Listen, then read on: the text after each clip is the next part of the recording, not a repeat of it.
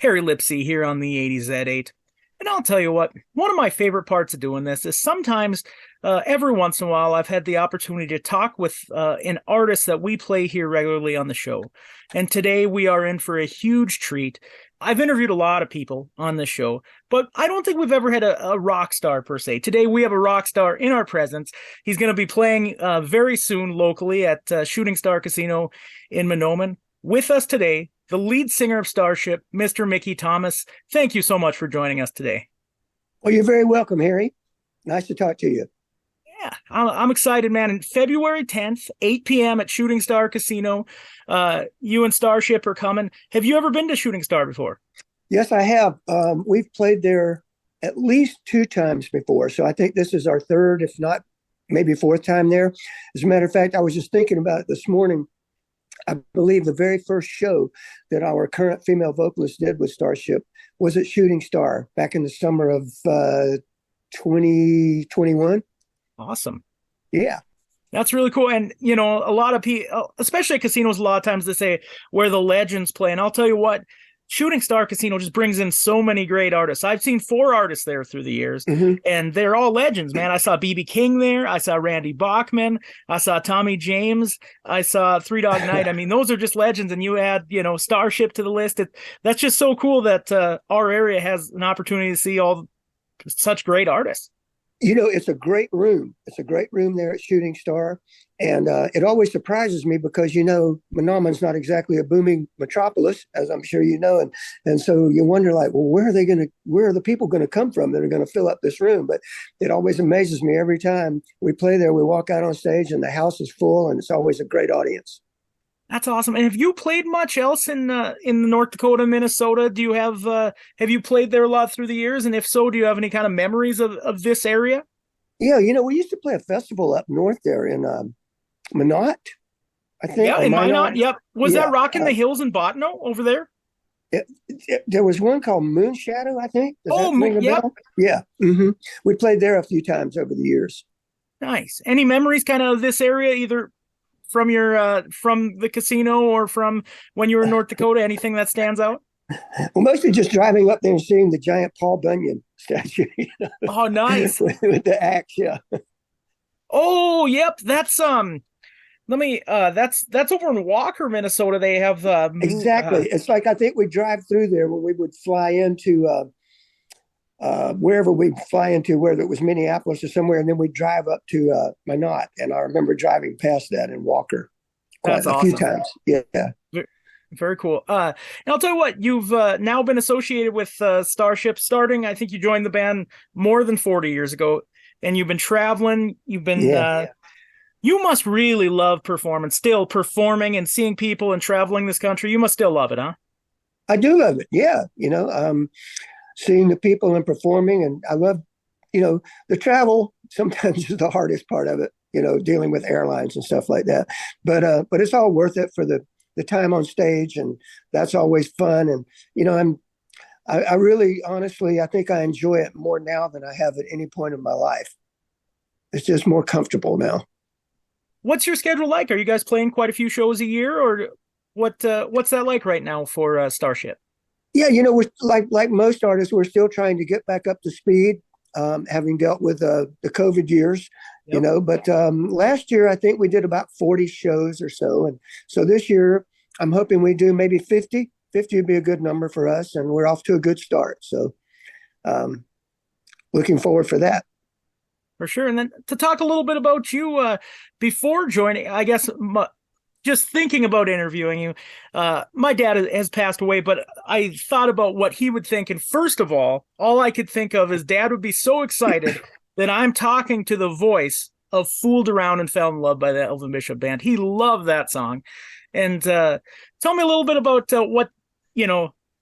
what it was like to be a part of that song. I mean, that's still a very legendary song, and I'm sure you hear it tons today, and you still play it, I'm sure. Oh, absolutely. We play it every night. Well, I mean, that's the song that changed my life, you know. It's the song that opened up all the doors for me to move forward from the Elvin Bishop Band to the opportunity of joining Jefferson Starship and then many other things that I've been fortunate enough to do over the years. So that was it. That was the one, you know. the first time I ever heard my voice on the radio and, all that stuff. And I was a member of the Elvin Bishop Band at that point in time. And so the label, on the record just says Elvin Bishop Band. So initially, no one really knew who was singing the song. They were pretty sure it wasn't Elvin unless his voice had somehow radically changed. But it kind of became sort of a story in the industry of who's the mystery voice behind Elvin Bishop's mega hit kind of a thing. And so that was kind of a good thing for me, and the fact that it did lead to an interesting story, and a lot of people in the business went out of their way to find out who was singing and who I was, and it's still, especially a lot of my older peers and people in the business, when they meet me, that's the first thing they think of is "Fooled Around and Fell in Love." What a great song to be known for. Again, we're talking with Mickey Thomas of Starship, and then kind of transitioning to the Jefferson Starship days, joining in 1979. And tell me, what was it first like just to join the band? What were your kind of first, because I know it was a band kind of in maybe a period of transition would be the best way to say it. What was that like to join the band and just kind of trying to find your own identity there? Definitely a period of transition for the band, a state of flux. It was awkward, actually, to be perfectly honest with you, at first for me, because, coming with my background, my musical background, and coming out of the Elvin Bishop Band and being, mostly into blues and R&B and soul music. And when I got the offer from Jefferson Starship, it was kind of a bolt from the blue, totally unexpected. And I was very hesitant about joining the band because I didn't really, I can't say that I was like a fan of Jefferson Starship. I wouldn't be buying their albums and stuff like that. And, I was aware of them. I knew some of the hits that Marty had in the 70s. And of course, I was aware of the history of the Jefferson Airplane. But I was sort of hesitant to even give it a shot. So it's kind of like the more I hesitated, the more the more eager they were to try to get me to come in and meet the band and do some jamming and get to know them and kind of see where they were headed, what musical direction they were headed in, because they were everybody, the remaining members after Grace and Marty left, Paul and Craig and Pete and David, they all wanted to go in a different musical direction, harder edge, get back to more of a harder rock and roll sound than Jefferson Starship was noted for at that particular time. So it made it easier for me too, with the fact that Ainsley Dunbar joined the band about the same time I did. And then once I did go and meet the guys and hang out, and the first thing they played for me was a rough version of Jane. And when I heard that, I thought, oh, okay, now I get it. And so we started jamming on Jane, and then one thing led to another, and the next thing I know, we were kind of in the studio recording Freedom at Point Zero. Awesome. Yeah. It was 1979, so it was still a time where music wasn't quite so governed by the business end of things. It wasn't quite so restrictive.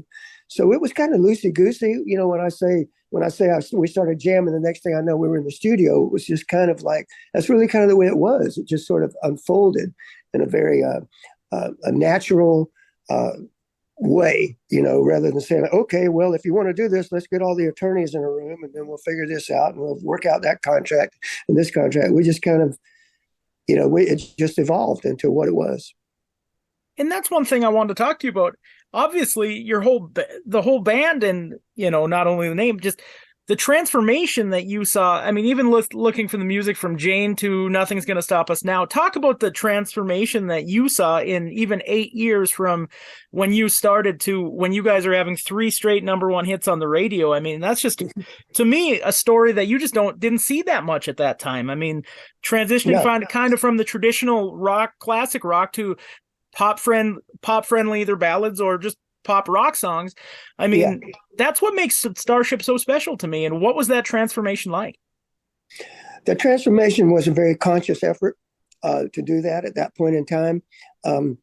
It became sort of a double-edged sword for us because, the way I looked at it, like a lot of the artists that I love, like let's say David Bowie, for instance, he went through a lot of different musical periods in his life and his career, where he's like he's Ziggy Stardust, and then he's Aladdin Sane, and then he's the Thin White Duke, and musically he was always changing and evolving. So at that point in time for Starship, for Jefferson Starship, we kind of said, all right, we're going to completely reinvent the band and shake it up and shorten the name to just Starship. And we realized that to survive with the advent of MTV and the way radio was changing, that we would need to have some hit singles.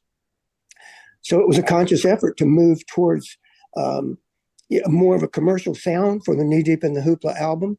But I think in my mind, I thought, we'll do that for this album. We're going to go commercial and then see if we can get a hit single. And then it turned out to be a lot better, a lot more successful than we expected. So in a way, you became trapped by that. It's like, oh, wow, number one singles, 3 in a row. Then you feel like, well, that's what we have to keep doing now, Yeah. So the following album, No Protection, was kind of a follow-up in that same vein, trying to create hit singles. But by then, we were trying to duplicate ourselves, I think. And so I don't think that album worked very well. And that's why I actually Love Among the Cannibals is my favorite Starship album, because going into that album, we decided we're going to reinvent ourselves again and get back to being more of a rock band, which I think we did. But that's not what people wanted to hear from Starship at that point, So anyway, I guess the short answer is yes, it was a conscious effort to go in a more commercial vein, try to get some presence on the radio, try to have some hit singles. And I'm happy that we accomplished that. But it was a double-edged sword. But it's also the main reason that I'm still able to go out and perform today is because of the staying power of those songs. So that's exactly what I was gonna ask. Again, we're with Mickey Thomas of Starship. He's gonna be playing February 10th, 8 p.m. at Shooting Star Casino in Monoman. And I was gonna ask, what is it like? I mean, there's a lot of number one hits out there that you don't hear on the radio that often. But I will tell you what, I don't think I've gone a week without hearing We Built the City or Nothing's Gonna Stop Us Now. They are still mainstays on radio today. Yeah. Yeah, they are, fortunately. And, a lot of presence in movies and things like that over the years. So it keeps the songs alive. I noticed right from the beginning, though, when We Built the City first came out, young kids always gravitated towards that song. It just appealed to little kids. And I noticed that it still does that today. Like if a 5 or 6 year old, for the first time they hear We Built this City, they love it. They want to sing it. And so that's part of the reason why it's had such a long lifetime, I think. Yeah, for sure. And do you still get a certain sensation when you hear those songs on the radio? Oh, yeah, sure. Yeah. It brings back memories. I remember like when We Built the City was first rising up the charts, and headed to number one. We were in the middle of a tour at that point in time too. And we used to play a game. We'd be in the rental car or whatever, driving from one show to the next. And we'd start at one end of the radio dial, and then we'd scan all the way through to the other end and see if we could make it through without hearing We Built the City. We usually couldn't. That's awesome. So now when I hear it, it makes me think back to those times and brings a smile to my face. It's awesome. And quick question for the people that you're performing at Shooting Star Casino. What can people expect out of your show? I'm sure you got the classics. What anything else that you want people to know? Kind of what Starship today is all about. They can expect all the stuff that we've just talked about. Obviously we're going to do all of the more popular songs, the hits. Fooled Around and Fell in Love, of course. As I mentioned, we do that every night. Our female vocalist, Sean Coey, and me, we do a musical tribute to the history of the band, to where we do a medley of White Rabbit, Somebody to Love, and I do some of the early Jefferson Starship stuff, Miracles and Count on Me. So we do that. Of course, Jane, Find Your Way Back, No Way Out, Laying It on the Line. Stranger, you mentioned, we usually do Stranger every night. So yeah, we try to cover all the bases, and the band is really a lot of energy, high energy. This band has been, the nucleus of this band has been together longer than any incarnation of Airplane, Jefferson Starship, or Starship ever. My drummer and keyboard player have been with me for 30 years, bass player for almost 25 years, and my guitarist for I think 10 years now. So, and then Sean, our newest member, she's just dynamite. They're gonna love Sean. She's great on stage, a real professional and great singer. So it's a high energy show. So when you joined the Jefferson Starship in '79, did you ever think there was a chance in 2023 you're going to be carrying on Starship, still going all those years later? No, no, I didn't. My original plan when I joined in 1979 was I was going to give it 2 albums in 3 years, and then I figured I'd move on to something else because that was kind of that was my plan when I left the Elvin Bishop band. Was to start a solo career, which I did a couple of solo albums. They didn't exactly pan out too well for me. I think I realized that I think people would rather hear me in the context of the band.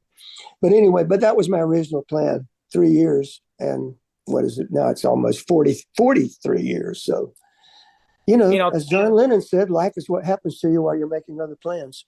Yeah, and I'll tell you what, the fans are so glad it worked out the way it did, Mickey. Well, I am too. I'm happy with it. I'm happy with where I am right now. It's been a great run, and far from over. I'm still enjoying doing it, and I have no complaints. And one last question for you, and then if you would do us the pleasure of just sticking around and talking a little bit about our music, we'd love that. Okay. But one question for you. One thing I've read a lot, and I've seen a lot, it sounds like, so first of all, just looking at your live videos on YouTube, man, you're still fantastic. And anyone who has it, again, February 10th, 8 p.m., check it out, Starship at the Shooting Star Casino. But it doesn't sound like you've had to change your songs up too much. And after doing this for 43 years, a lot of artists have had to really change the key that they're singing in, and you're still hitting those high notes, man. I'm so impressed. Yeah, I've been very fortunate in that regard. Thankfully, we do all the songs in the original keys of the original record. So I'm thankful for that, and very fortunate that I'm able to do that still. I guess people ask me about that, and the best answer I can come up with is I owe it to my parents because they gave me the right genes. Perfect. Well, I'm sure you'd love to see people come on out February 10th at Shooting Star Casino. Absolutely, we're looking forward to it. So if you want tickets, it's starcasino.com or give them a call, 800-453-7827. Again, see Mickey Thomas and Starship. And Mickey, we'll get to the music here in a sec if that works for you. Sure, sounds good. Back here on the 80s at 8, I am joined by Mickey Thomas of Starship. Let's start it out. Let's go chronologically for a little bit here, Mickey. I'd like to start off with Jane. I'm kind of told that this was almost like your tryout with the band. Is that correct? Yeah, right. That was the first song that the band played for me when we all first met each other, and we were getting together in Paul Kantner's living room, and they were playing me some of the new ideas that they had for the new musical direction for Jefferson Starship. So Jane was one of the first ones the first song I ever sang with the band, just jamming on it, and then it was the first song that we recorded on Freedom at Point Zero once we got into the studio, and it was the first single from the album. So Jane was always a song of firsts. And I'm cheating a little bit here, Mickey, because usually we only play songs in the 80s, but this did actually chart in January of 1980s. It was still on the chart, so I was very thankful because I love the song. Yes, yeah, it did. It came out in late '79, I guess. Yep, and I'm a huge wrestling fan, and this is actually a song played quite a bit on AEW. There's a wrestler named Orange Cassidy that has this as theme song, so I love hearing this song, and it's still a song you hear on classic radio all the time. Did you say Orange Cassidy? Yeah, yep. Orange Cassidy uses Jane, huh? Yeah, yep. Cool. That is cool, and he's a cool guy. No, and it's funny because he used to use it in his independent days, and then he transitioned. They couldn't get the rights to it or something, so they used the song "Where's My Mind" by the Pixies, and there were actually enough fans that wanted him to change it back, so they were able to get the rights, and so now Jane is being played by Orange Cassidy, so it's pretty cool. So, maybe we just sold a whole catalog recently to Rhino Records, so maybe Rhino gave him the rights. Gotcha. So anything else about the recording of the song, or anything else about what it's like to perform this song? We recorded it at the record plant in LA. And one of the things I remembered about the recording was we were working with a producer named Ron Nevison at that point in time. And one of Nevison's was mostly known for his drum sounds. He recorded he engineered some of the Led Zeppelin albums and Bad Company. So he was really known for his great drum sounds. And I remember we went out into the sewer outside the studio and put a microphone in this huge sewer. And that was part of the sound of the kick drum was a microphone in a sewer. That is cool. So let's see if the listeners can detect when that would be. Right here, it's from 1980, number 14 hit off the album Freedom at Point Zero. It's Jane, and we'll be right back with Mickey Thomas. That was Jane by Starship, and that was actually at the time Jefferson Starship. But I have to mention we were lucky enough to have Mickey Thomas of Starship. They're going to be performing at Shooting Star Casino, Monoman, 8 p.m. February 10th. Next song we have up is a Stranger from 1981. Tell me a little bit about that one, Mickey. Okay, Stranger was the first song that I ever sang with Grace. Grace Slick had left the band in 1978, which was the biggest reason why I was able to get into Jefferson Starship was because Grace and Marty had both departed. So we did Freedom at Point Zero. Then the second album was Modern Times, which Stranger is on. So towards the end of the Modern Times album, Grace started kind of showing up and hanging out at the studio more and saying like, "Wow, you guys look like you're having fun. This is not the band I remembered when I left." And she noticed that, and plus she had kind of changed her life some too and dealt with issues that she needed to deal with. So I remember she kind of half jokingly said to us like, "Hey, you guys need like a female background vocalist to join the band." So we had a chuckle with that, and we said, "Yeah, sure." So then it was like, as I mentioned, it was the last track that we did for Modern Times. So we said, well, let's make a duet out of this one, and we'll sing it together. So we kind of worked it up in the studio and did it. The cool part was, quite often when there's a duet, one person does their part, and then a week later or whatever, somebody else does their part in a different studio or whatever. But the cool part was we were together in the studio looking at each other eye to eye as we were recording the song. So, and it was, as I mentioned, the first song I recorded with Grace, and that's when we realized that our voices had kind of a special blend. Were there any nerves the first time singing with her? I mean, she was a legend even at that time. Was there any nerves singing with her for the first time? Yeah, of course. Yeah, she's a legend. That's Grace Slick. But I tried to just compartmentalize that and just not trip on that too much. Just think about the music and the vocal, and that she's just a person, And then of course we got to be very close over the decade of the '80s, and we ended up doing a lot of great music together, spending a lot of time on the road together, and became very good friends. So I kind of got over my initial gaga.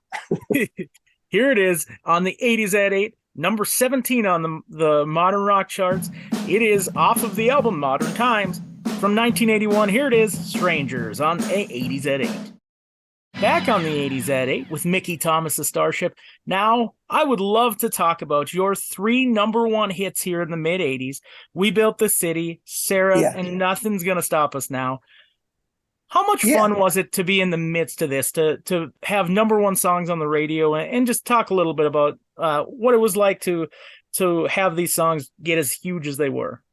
Well, it was obviously it was really fun. It was exciting, because a great artist, I mean, never have a number 1 single. And then here we were, we had 3 in the span of 18 months.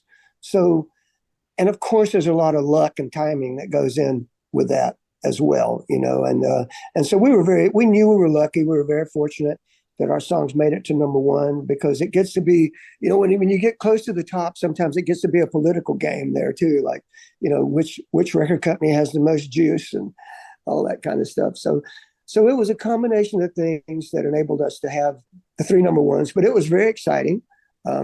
As I've mentioned earlier, those 3 songs are really, along with "Fooled Around" and "Jane," are the main reasons that I'm still able to go out and tour today and perform today, and have those songs that over the years people are still aware of, and people know them. Younger people know those songs.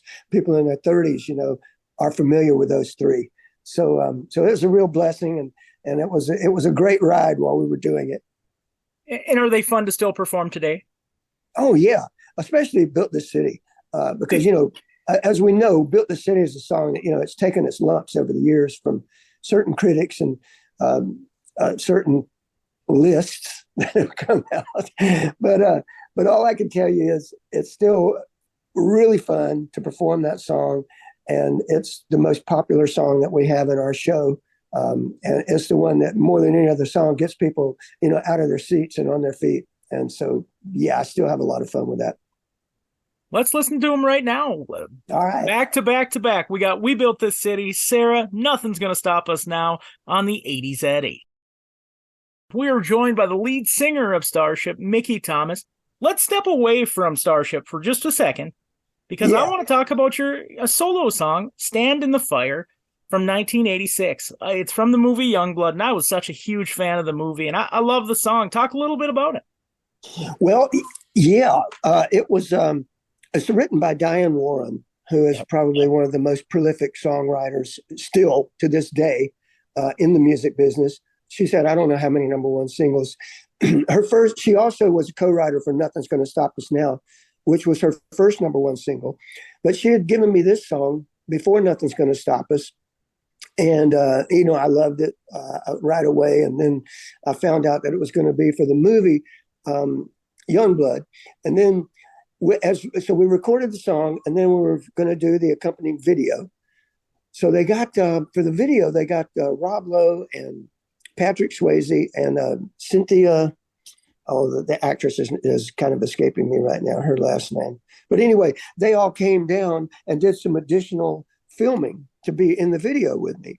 And we tried to make it sort of a dream sequence kind of video. And at one point, Patrick Swayze has got this white face on and a lot of extreme makeup and like a cane and a hat. And he starts dancing. And I'm like, wow, he's good. I never knew he could dance like that. And then, of course, about 6 months later, Dirty Dancing came out. But I like to think that his dancing debut was in the video for Stand in the Fire. That's awesome. Well, let's hear, again, I think a really underrated song. Here it is, solo by Mickey Thomas, Stand in the Fire from 1986. That was such a good song, Stand in the Fire. Just a really good rock song off the soundtrack, Youngblood. Yeah, that was fun. Yeah, and so this is Mickey Thomas, the lead singer of Starship. And Mickey, I wanted to finish off with two songs that you picked. So we have Healing Waters and The Burn. And tell me a little bit about why you picked these songs and what they mean to you. Well, they're both from the album Love Among the Cannibals, which was the final Starship album. And that's my favorite Starship album by far. After the string of hit singles, with Knee Deep in the Hoopla, No Protection, with the Cannibals album, we wanted to get back to, again, reinventing ourselves as more of a rock band. So we wanted to go for a little harder edge with that album. So I think these songs are good bookend songs for the Love Among the Cannibals album. The Burn, both songs were co-written by my good friend and great writer, Martin Page, who was also one of the writers that wrote the music for We Built This City.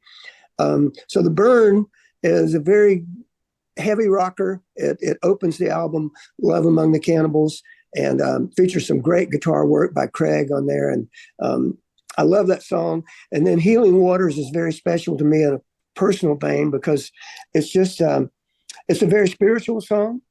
And I've had, I knew someone that was going through a real tough time with cancer at that point in time.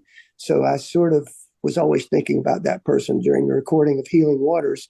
And then oddly enough, over the course of the years, I've had many fans have reached out to me about how that song had helped them get through some difficult times as well. A couple of people who were dealing with illnesses and cancer and things like that have reached out to me about how much Healing Waters meant to them and how much it helped them. So it's a very special song, close to my heart. Well, Mickey, that's got to mean just as much as all the number ones is knowing that your music is helping people in such a deep personal way. Absolutely. That's the best part of it, Well, Mickey, I cannot thank you enough for joining our show today.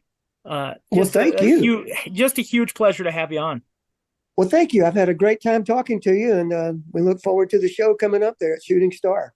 One more time, check it out, starcasino.com, or call 800-453-7827.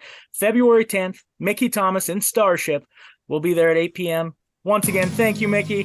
Here's Healing Waters and The Burn by Starship. Thanks again, Mickey. Appreciate it. You bet. Thank you.